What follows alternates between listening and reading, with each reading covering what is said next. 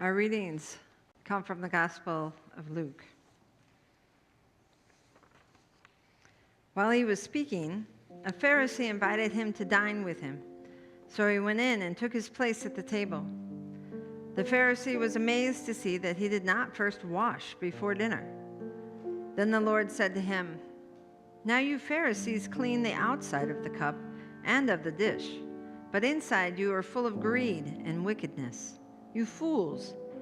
Did not the one who made the outside make the inside also? So give for alms those things that are within, and see, everything will be clean for you. But woe to you Pharisees, for you tithe mint and rue and herbs of all kinds, and neglect justice and the love of God. It is these you ought to have practiced without neglecting the others. Woe to you Pharisees, for you love to have the seat of honor in the synagogues and to be greeted with respect in the marketplaces.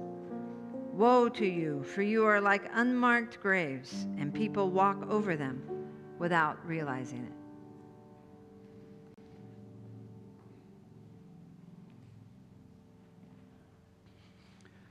And may the words of my mouth and the meditations of our hearts be acceptable in thy sight, O Lord, our strength and our Redeemer. Amen. So here in this series, we've been focusing on holy, hilarious, or horrid meals of the Bible. Where would you categorize this particular meal between Jesus and the Pharisees? Holy, hilarious, or horrid? Kind of depends on what perspective you take to it, right? I mean, if you are one of the Pharisees, it's a pretty horrid meal. Pretty horrid meal. Jesus completely spoils the dinner party just right out of the gunnels. He just blasts them right away. But if you're maybe like one of us reading the Bible with 2,000 years of removed from the immediate circumstances, I must admit it's kind of hilarious too. I mean, the Pharisees, they know there's going to be a cat fight. They've invited Jesus there because they've got some issues with him, and they're ready for a cat fight, and the fur flies, and when all the dust settles, Jesus still has all his fur on, and they're all denuded and declawed. What's more is, you'll hear in the next scripture, the lawyers then pipe up. They're like, "Jesus, you know, when you insult the Pharisees, you indirectly insult us too." And it's like Jesus says, "Oh, well, let me be more clear and directly insult you now, too." I mean, it's kind of hilarious in certain respects. But would anybody call this meal a holy meal? Well, maybe you will call this a holy meal in a few minutes. We'll see. Let's start right in, though. He just jumps right on the Pharisees, just right from the get-go. "Now you Pharisees, you clean the outside of the cup and of the dish, but inside you are full of greed and wickedness. You fools! Did not the one who made the outside make the inside also? And so give for alms those things that are within, and see, everything will be made clean for you." The context of this is the Jewish rite of purification, ritual purification that would take place before worship and before meals. So like in these photographs, the photograph on the right is from one of the oldest synagogues in Jerusalem, built in about 13th century. That pail there and the faucet is for the ritual cleansings of the hands. You would wash the backside of your hand once, then the backside of the other hand once, the front side once, the front side once, the backside once again, the backside once. I mean, you do this a couple times. And you are then considered ritually clean. The photograph on the left is from actually a hotel in Jerusalem, where they have that available for people who may be going to worship or before a meal. It's got two handles, so you don't ever take a dirty hand on a handle, then have to handle the handle. So it's very ritually pure and bacteriologically pure as well, I guess. But the point is, the Pharisees put such emphasis because they saw Jesus did not wash his hands, and they're like, "Whoa!" It was more than an infraction of just like failing to be cleanly. To them it meant he was impure, and Jesus is saying, "What? How can you be impure simply by not washing your hands?" And so he gets after them about that. Now. We have ways, I think, of doing the same thing in our day. If we may be 2,000 years removed in history, but we're really only just seconds removed from the actual issues that Jesus is dealing with here. Basically, people who try to put a religious veneer over a whole lot of greed, corruption, and so forth.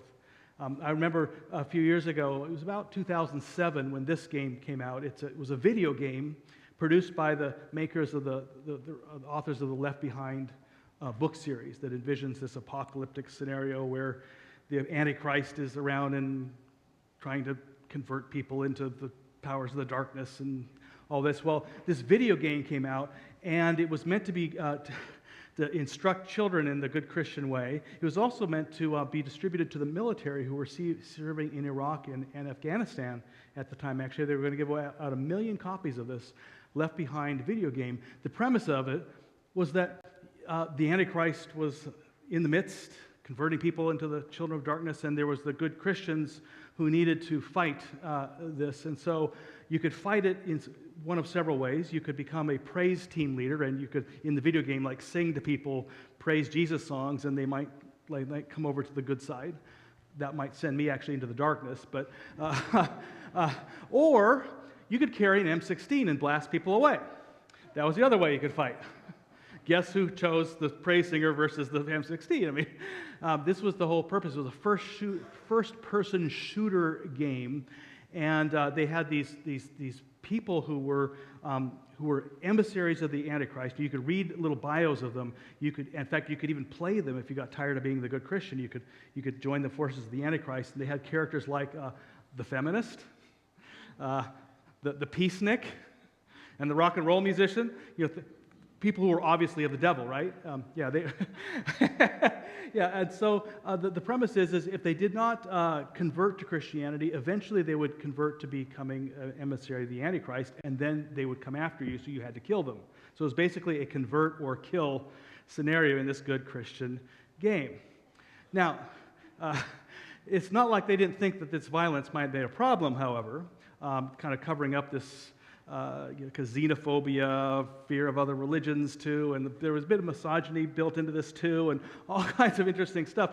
It's not like they overlooked the fact that there's all this violence might be a problem. So what they did was they put on your personal inner profile, they gave you spiritual strength points.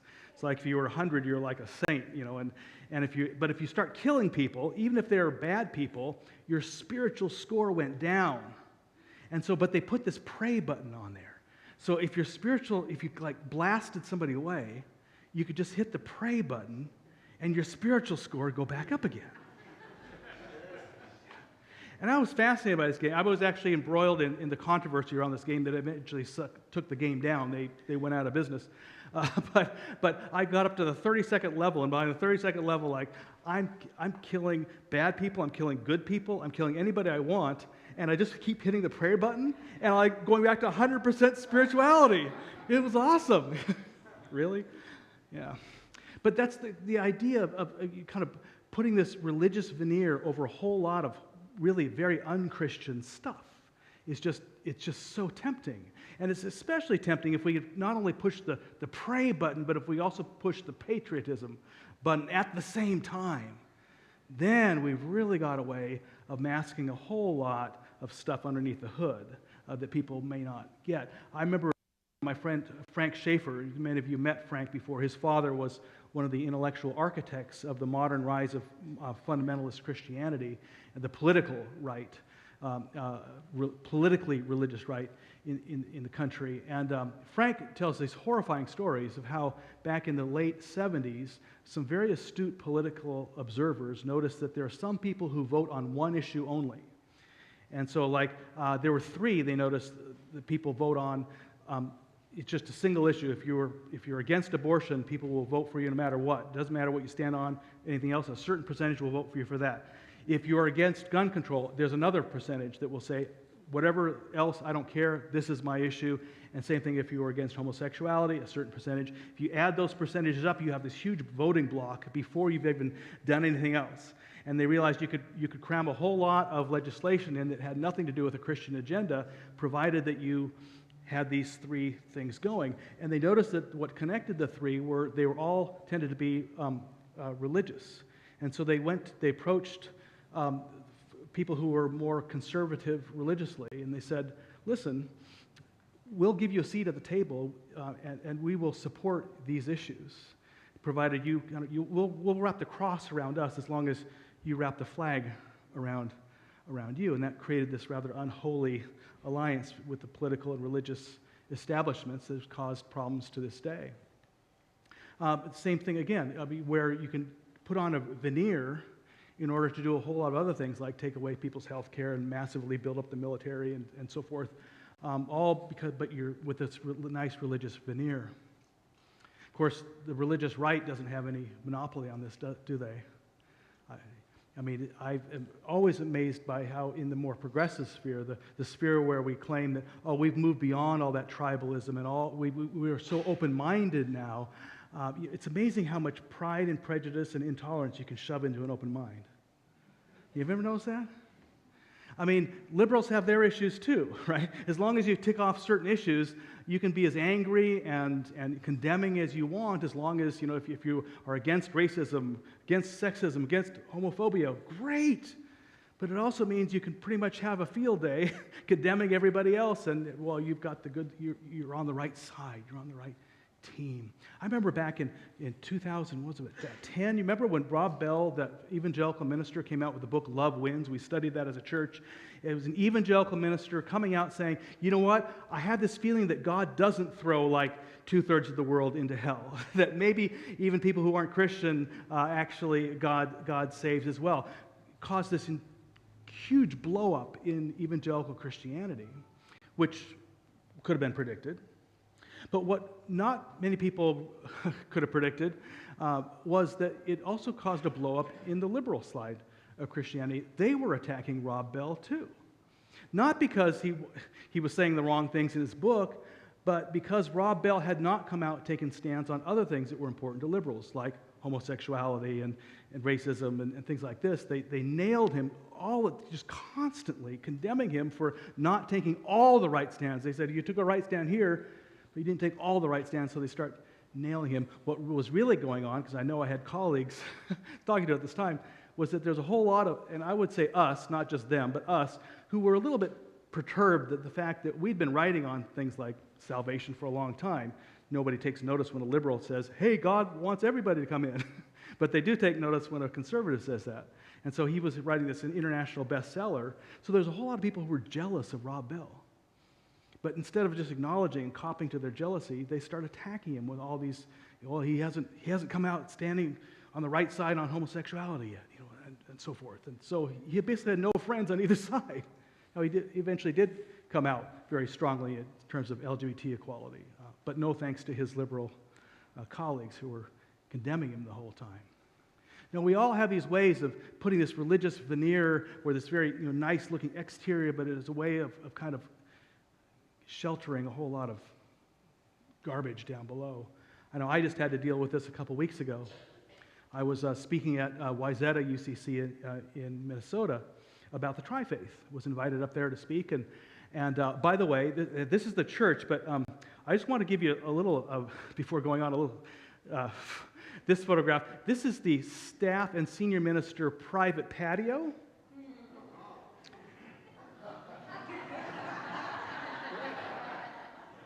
We just completed a $26 million capital campaign, didn't we? No patio. Oh, well. Moving on. I was up there speaking about the Tri-Faith.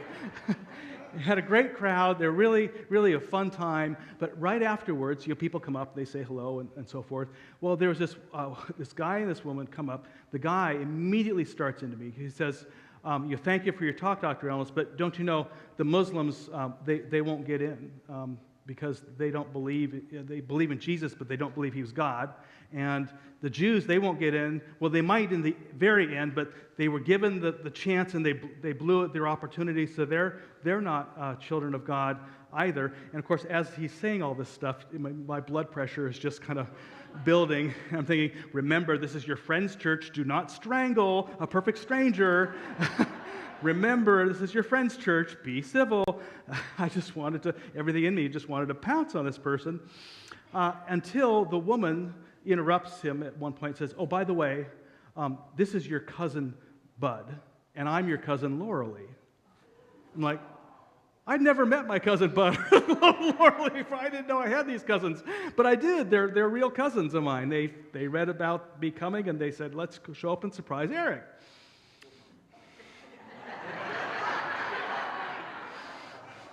Surprise! But I had to really examine my own internal emotions here, because I went from wanting to strangle this person to realizing, oh, well, we've got to make this work somehow, right? You know, we're blood relations. We've got to find common ground. And it's like, why couldn't I have just, without knowing we're related, just seeing him as a child of God and I'm a child of God, so we're related, and so we got to make something work here, you know? I mean, it's easy for people like me to look in the eyes of some, like an innocent child who may not even be from my country and who may not be of my race and so forth, and say, this is a child of God, I'm a child of God, we're related, we have to come together, we have to help each other. But what's harder for me is to do the same thing for people like my cousin, Bud.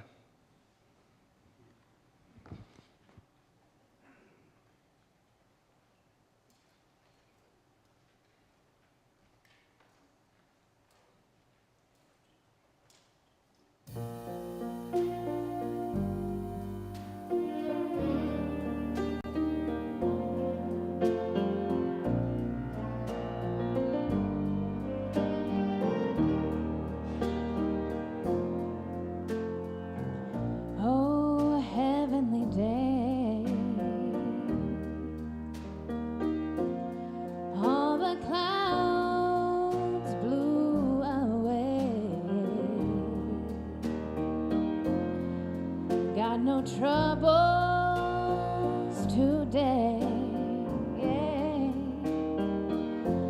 with anyone.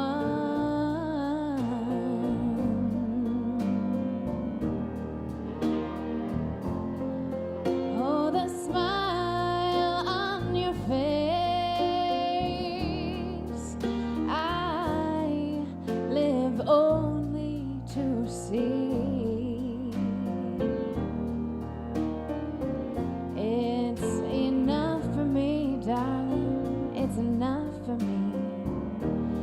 Heavenly day, heavenly day, heavenly day, heavenly day. Tomorrow may rain with sorrow. Here's a little time we can borrow. Forget all our troubles in these moments so few. Only right now, the only thing that, all that we really have to do is have ourselves a heavenly day. Lay here and watch the trees sway. Oh, can't see no other way, no, no way. Heavenly day, heavenly day. Oh, heavenly day. No one at my shoulder bringing me fears. Got no clouds up above me bringing me tears. Got nothing to tell you, I've got nothing much to say. Only I'm glad to be here with you on this heavenly, heavenly, heavenly, heavenly, heavenly day. Oh, lay here and watch the trees sway. Oh, got no troubles, got no troubles.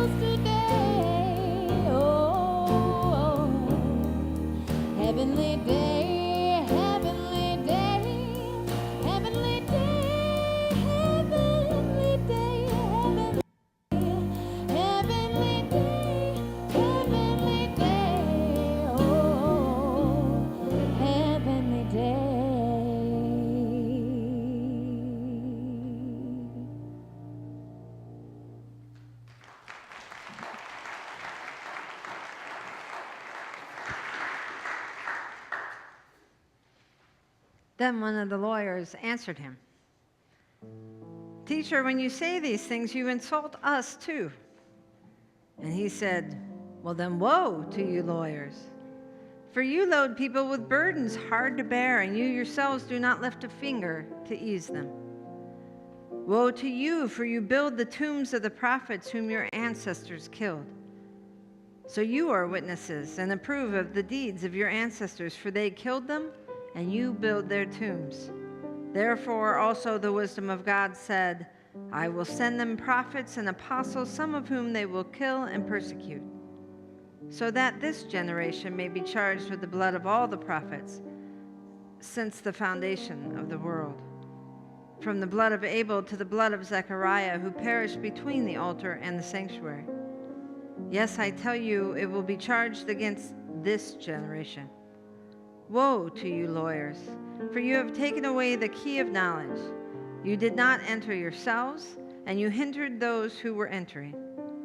When he went outside, the scribes and the Pharisees began to be very hostile toward him and to cross-examine him about many things, lying in wait for him to catch him into something he might say.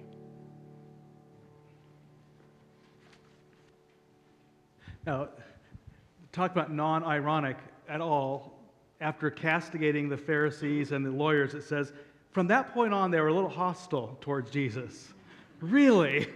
Hostile. Yeah. I'm curious, though, there's this, when he starts to pin down the lawyers, he says, you've taken away the key of knowledge. The key of knowledge. You did not enter yourselves, and you hindered those who were entering. What is the key of knowledge, anyway? I'd like to find that key.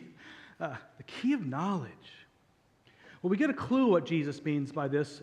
If we look underneath the hood at the Greek, the word for knowledge there is gnosis.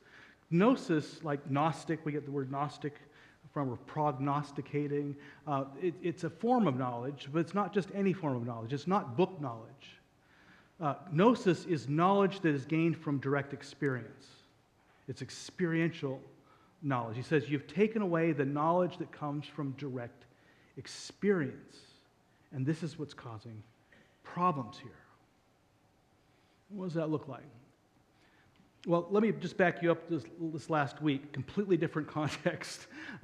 You may struggle with the connection, but just bear with me here for a second. I was at my cabin in Oregon, Bandon, and looking out the lake. And the lake did not look this nice when we first arrived. Our cabin has been remodeled. We were all excited about that. But in front of the cabin is this beautiful lakefront. But you see those little weeds off to the left there? They're called tules. They're like grass sticking up through the water. Well, that was covering the entire front of the shore when we got there. And so everything looked great except our own lakefront looked horrible. So I spent about 6 hours one afternoon digging up tules, and they're really hard. I mean, you just can't cut them. They come right back. They got roots about this long, and they're all matted underneath. You have to get down underneath the roots in the sand and pull them up, and it was excruciating. 6 hours to just do that little stretch of tules. Well, I get out of the water feeling all proud of myself, but I've just gone from lily white to looking like redder than Satan himself. I had completely forgotten to put on any kind of sunscreen whatsoever. I grew up on a lake.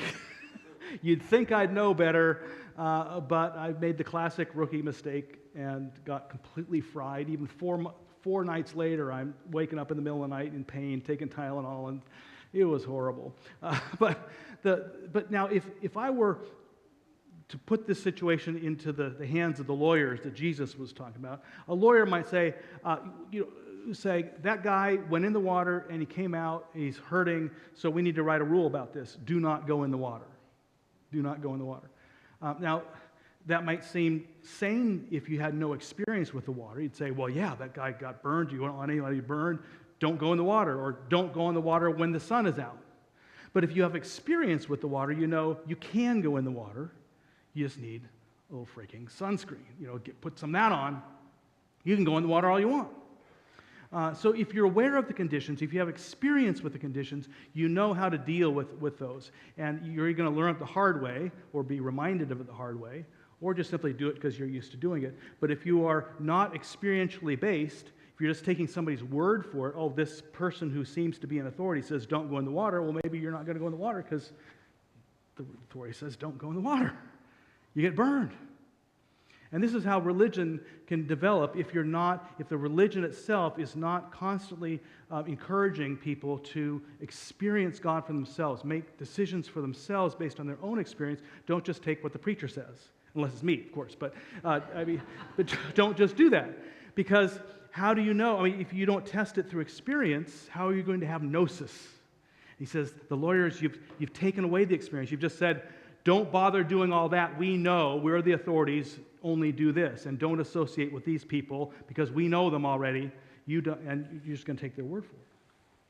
So today, for instance, we're going to bring this 2,000 years forward. Here we have a country where basically people have taken away the keys of knowledge right and left. Our own political parties, our own religious establishments as well. We basically said, if you play with these people, you're going to get burned badly.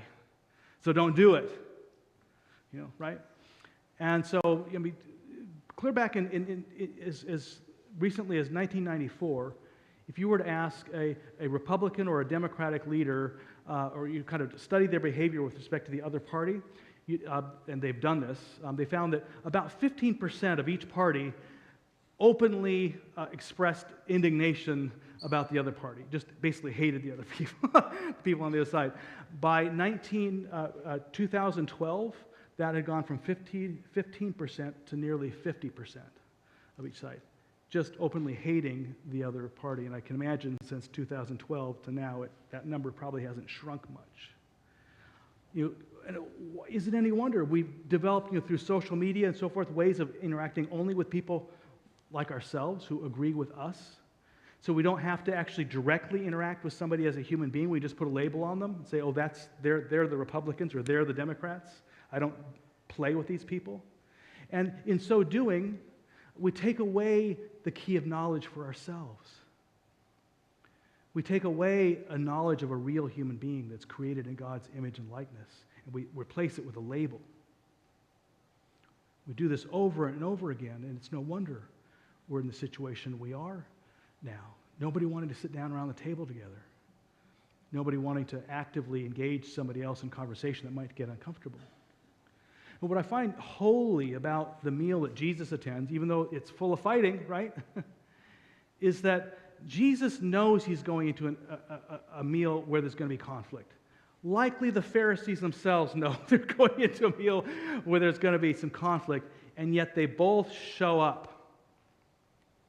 And that's what consistently impresses me about Jesus and constantly challenges me as a follower of Jesus, is that Jesus keeps showing up with people who make us feel uncomfortable. On the one hand, he's showing up with tax collectors and sinners and prostitutes and so forth, and some of us like, oh my gosh, some of us have some sympathy there, but on the other hand, he's coming up with these real religious hardliners, and he's meeting up with them constantly. Over and over again, Jesus is going to dinner with Pharisees, being invited into the houses of Pharisees, and actually attending, not just simply saying, oh no, they don't get it. Constantly showing up. That, to me, is what's holy about this story, and a challenge and a reminder that we also, like him, need to show up for those uncomfortable conversations. It's not about sitting around a table and singing Kumbaya and saying, oh, don't we all agree? I mean, the fur flew. But knowing that, he still showed up again and again. Now, unlike Jesus, I might need a little sunscreen if I show up for those kind of conversations. I need some protection. Right? I'm a little bit more thin-skinned than Jesus seems to be. And when I think about, or those times where I know I'm going to enter a situation like that, there's one form of kind of SP30 that I find very helpful in my own dealings. It's when I'm going to deal with somebody in conflict, I try to think about, well, what if I'm actually the wrong one? What if I'm as wrong as I think they are? How would I want them to treat me? So I think they're dead wrong, but what if I'm actually the wrong one? How would I want them to treat me? I'm going to try to treat them like I would want to be treated.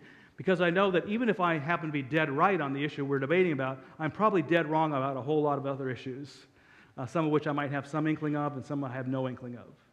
And if I'm going to treat somebody in a certain horrible way because they're wrong, then I'm pretty much opening myself to saying, hey, treat me this way too when I'm wrong.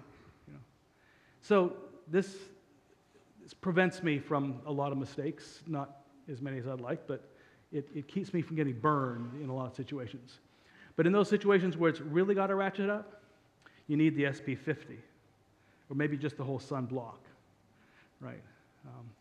And to me, that's what Jesus has constantly got. The sun block, the real stuff that keeps you from getting burned in situations where you're with people, a friend or not so much of a friend, or a relative or a colleague who may be very different from you.